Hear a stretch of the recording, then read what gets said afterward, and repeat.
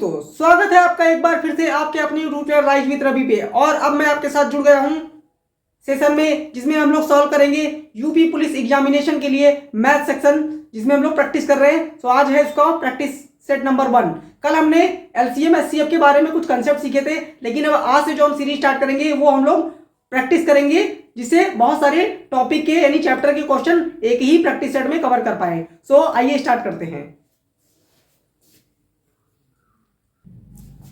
पहला क्वेश्चन देखिए। पहला क्वेश्चन मैंने लिया है जो कि परसेंटेज टॉपिक से है। क्या दिया हुआ है?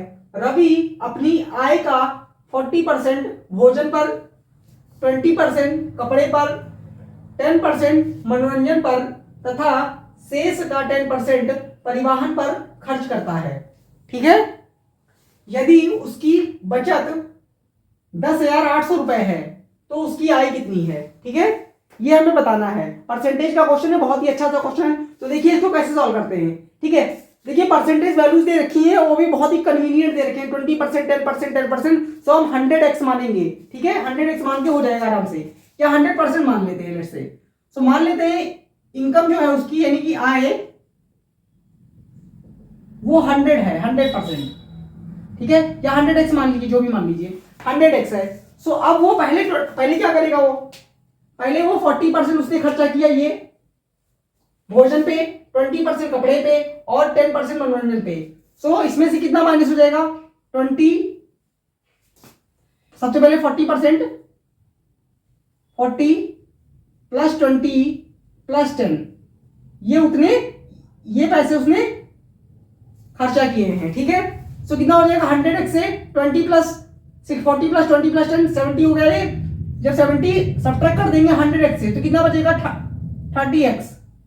कितना बचेगा? 30x।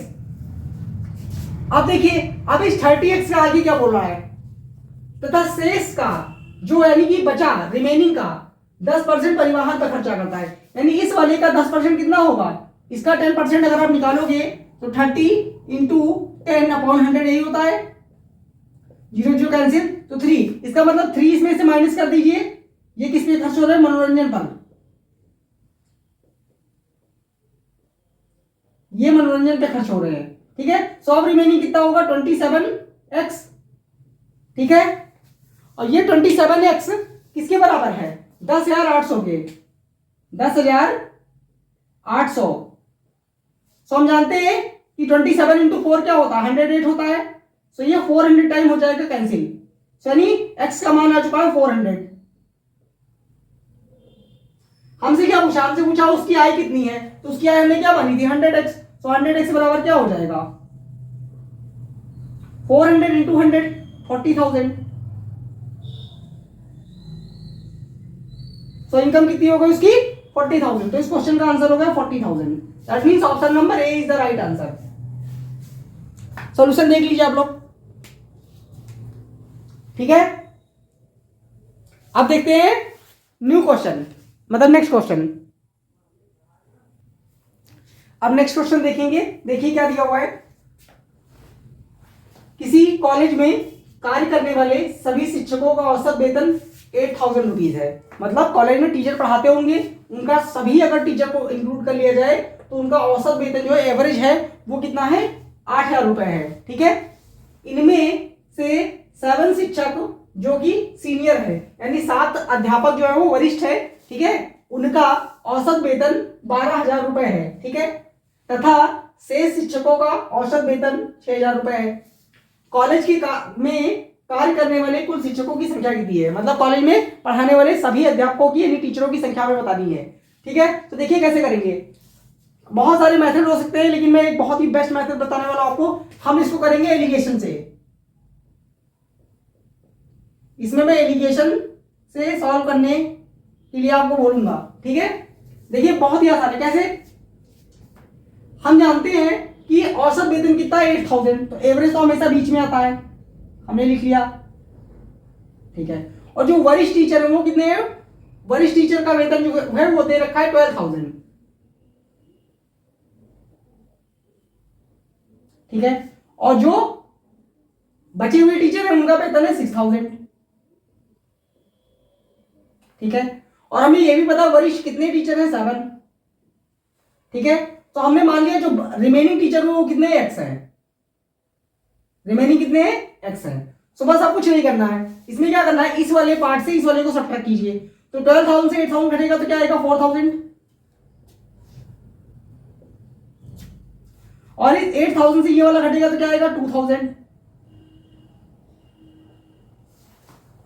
ठीक है, दिख रहा है कि नहीं बढ़िया से।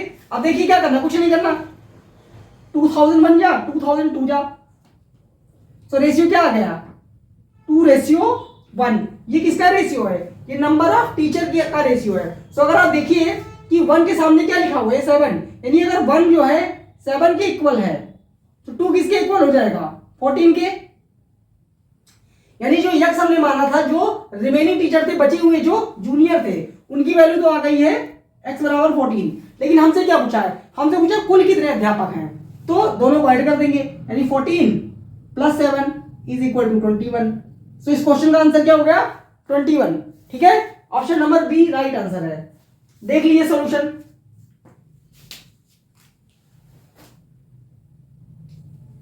ठीक है, बढ़िया है, बढ़िया होगा मेथड। ठीक है, अब हम करेंगे नेक्स्ट क्वेश्चन। नेक्स्ट क्वेश्चन देखिए, इस तरीके का क्वेश्चन कई बार आ जाता है जो कि परसेंटेज बेस्ड है। यदि चावल के मूल्य में 20% की कमी कर दी जाए तो रामू 500 रुपये यानी 500 रुपए में 2 किलोग्राम अधिक चावल खरीद पाता है। ठीक है, चावल का घटा हुआ मूल्य बताना है हमें, चावल का घटा हुआ मूल्य क्या है, घटा हुआ मूल्य कितना है। ठीक है, सही में बताना है। तो देखिए बेसिक से तो बन ही जाएगा, एक्स वगैरह मान के तो हम कर ही लेंगे, लेकिन एक्स तो कुछ नहीं मानना है, मैं आपको डायरेक्ट मेथड बताता हूं। देखिए प्राइस क्या हो गया, प्राइस मतलब मूल्य में गिरावट आ जाएगी। 20% हम जानते हैं कितना होता है, 20% बराबर होता है 1/5, होता है कि नहीं। सो अगर मान लेते हैं प्राइस पहले 5 रुपए था, तो अब कितना हो गया, घटने के बाद 4 रुपए हो गया। ठीक है, यहां तो कोई दिक्कत नहीं।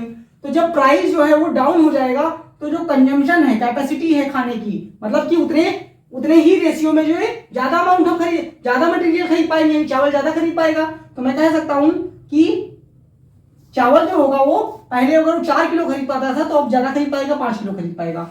ठीक है, सो अब हमें देखना है, देखिए कितने का चेंज आया, 1 यूनिट का चेंज आया, और वो तो कह रहा है कि 2 किलो ज्यादा खरीद पा रहा है, तो 1 यूनिट का चेंज किसके बराबर है, 2 के।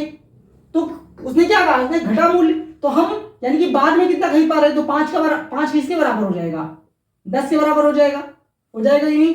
अब कितने रुपए खर्च कर रहा है, 500 रुपीज।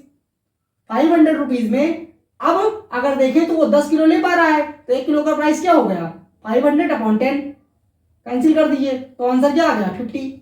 ठीक है, यानी चावल का घटा हुआ मूल्य क्या है 50 रुपए, ऑप्शन नंबर बी 50 रुपए पर किलो।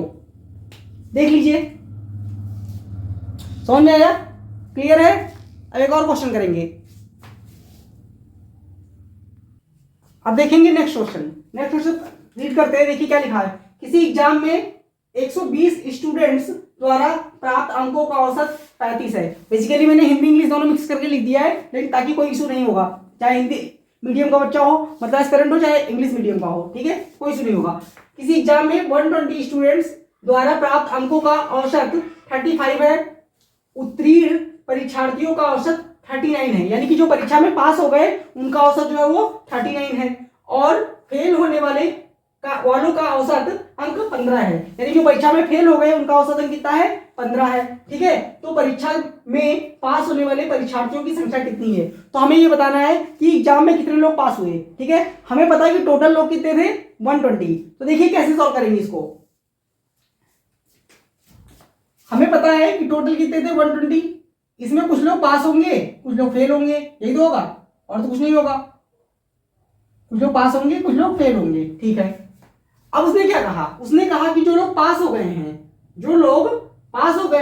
उनका औसत अंक कितना है, उनका औसत अंक है 35।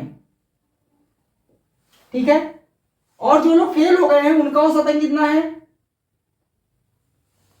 नहीं, जो पास हो गए उनका औसत अंक 39 है। ठीक है, और जो फेल हो गए उनका 15 है, और टोटल स्कूल औसत अंक जो है वो 35 है।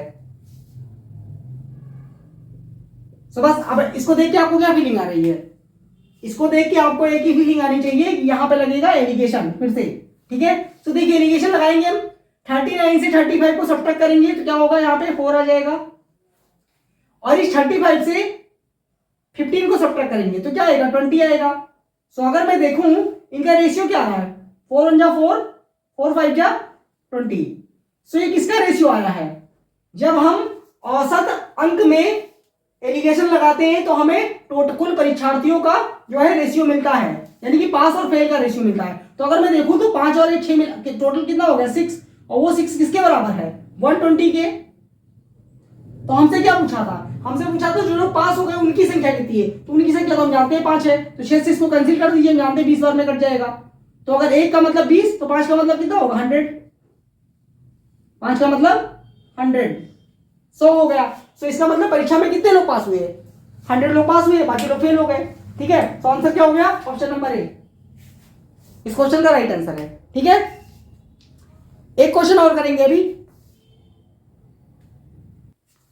नेक्स्ट क्वेश्चन देखिए, एजेस का क्वेश्चन है, आयु पे आधारित, ये भी बेसिकली रेशियो से ज्यादा आसानी से बन जाता है। देखिए दिया है 6 वर्ष पहले ए और बी की आयु का अनुपात 6:5 था, ठीक है। आगे देखिए क्या कह रहा है, यदि 4 वर्ष बाद उनकी आयु का अनुपात 11:10 है तो ए और बी की वर्तमान आयु का योग बताना है, ठीक है। क्या बताना है, योग। तो कैसे सॉल्व करेंगे, देखिए बहुत आसानी से हो जाएगा। कैसे, देखिए अब हमें प्रेजेंट पास्ट फ्यूचर तीनों ही देखना पड़ेगा, ठीक है। सबसे पहले पास्ट में, फिर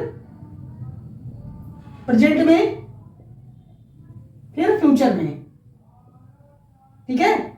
सो ए बी 6 वर्ष पहले मतलब कि पास्ट की बात कर रहा है वो, तो -6 मैंने यहां कर दिया। उनकी एज का रेशियो क्या था, ए और बी की 6 और 5, ठीक है। यदि 4 वर्ष बाद, अब 4 वर्ष बाद यानी फ्यूचर की बात कर रहा है, भविष्य में, तो यहां पे क्या होगा, +4। 4 वर्ष के बाद उनकी आयु का अनुपात क्या हो जाएगा, 11:10, ठीक है। ठीक, अच्छा अब देखिए, कर तो आप इसको बेसिक से भी कर सकते हैं और भी बहुत सारे मेथड हैं, लेकिन मैं एक मेथड बता रहा हूं, क्रॉस मल्टीप्लीकेशन, ठीक है, और आपको बहुत पसंद आएगा। देखिए आप देखिए तो पास्ट में 6 साल पहले और फ्यूचर में 4 साल बाद, तो दोनों का अगर हम देखें तो सम कितना होगा, 10 ईयर। तो मैं यहां लिखता हूं 10 ईयर, यहां भी लिखता हूं 10 ईयर, ठीक है। अब क्या करना है, इस वाले को क्रॉस मल्टीप्लाई कीजिए यहां, तो क्या हो जाएगा, 10 × 60, क्या आ जाएगा, 10 × 60, और इस वाले 5 का मल्टीप्लाई कीजिए 11 से यहां, तो 11 × 5 55, दोनों का लेंगे डिफरेंस तो कितना आएगा, 5, ठीक है। अब देखिए इस वाले का मल्टीप्लाई यहां कीजिए, तो 10 10 जा 100 और 11 10 जा 110, तो 110 से 100 घटा देंगे तो कितना आ जाएगा, 10 आ जाएगा, ठीक है।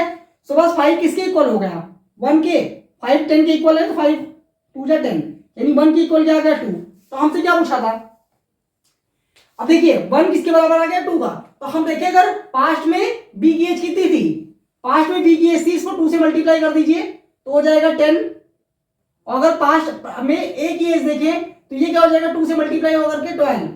सो ये आ गया दोनों का 10 ईयर के पहले वाली एज है, ये क्या है, 10 ईयर के पहले वाली, सॉरी 6 ईयर के पहले वाली। और अब अगर हम उसमें 6 ईयर ऐड कर देंगे तो परसेंटेज आएगा। तो हमसे पूछा है दोनों की वर्तमान आयु का योग, तो इन दोनों का अगर सम देखें आप तो कितना है, इन दोनों का सम है, यहां देखिए मैं लिख रहा हूं 22, और 6 साल इसमें जुड़ेगा ए में और 6 साल बी में, तो दोनों में 12 ऐड हो जाएगा। सो आंसर आ गया 34, ठीक है, देख लीजिए। और क्रॉस मल्टीप्लाई वाला मेथड बहुत काम आता है एग्जाम में, इससे आप इनकम एक्सपेंडिचर, आय व्यय वाला क्वेश्चन लगा सकते हैं, SICI में लगा सकते हैं, और बहुत सारी जगह लगा सकते हैं। मैं आपको क्वेश्चन करवाऊंगा तो आपको दिखाऊंगा भी, ठीक है। सो बस मुझे इतने क्वेश्चन करवाने थे, ये था प्रैक्टिस सेट नंबर 1। ऐसे में बहुत सारी प्रैक्टिस करवाने वाला हूं। सेशन कैसा लगा कॉमेंट करके बता सकते हैं आप लोग, और अच्छा लगा तो लाइक कीजिए और शेयर कीजिए। Thank you so much.